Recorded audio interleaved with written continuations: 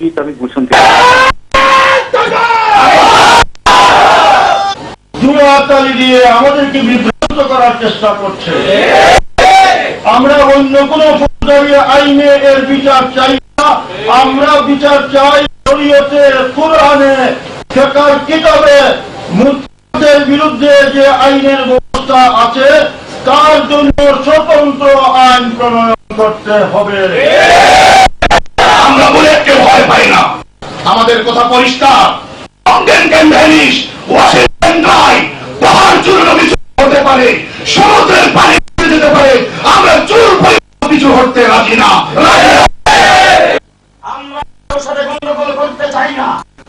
এও যদি আমাদের উপরে পরে গন্ডগোল করতে আসে উচিত জবাব দিয়ে ছেড়ে দেওয়া হবে। মাগুরায় ডিসি ওখান থেকে বলছে, তার নির্দেশে ওই বাসওয়ালারা বলছে আমরা বাস দিব না। যশোরে পারে নাই, তা আমরা যশোর থেকে বৃহত্তর যশোরের সমস্ত সাপ্লাই দেবো ইনশাআল্লাহ।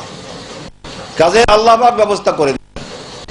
আর সর্বশেষ আমার আহ্বান, আল্লাহ পাকের দিকে রুজু করে লড়াই নাস্তিকদের বিরুদ্ধে, মুরতাদদের বিরুদ্ধে, ইসলাম বিরোধী শক্তির বিরুদ্ধে লড়াই কিন্তু শুরু হয়েছে, হয় নাই।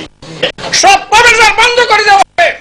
যতদিন আমাদের দাবি পূরণ না হবে সব প্রবেশদ্বার বন্ধ করে দেওয়া হবে। টাকাকে বন্ধ করে দেওয়া হবে। এই দাবিতে টাকা বসুল হয়ে যাবে।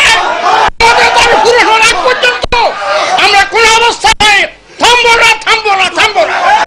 আমরা শান্তিপূর্ণভাবে আমাদের আন্দোলন চালাই যাচ্ছি, কিন্তু শান্তিপূর্ণ আন্দোলন যদি ব্যাঘাত ঘটানো হয় তাহলে যে পরিস্থিতি সৃষ্টি হবে সেই পরিস্থিতিতে সরকার বসে যাবে, সরকারের পতন ঘটবে।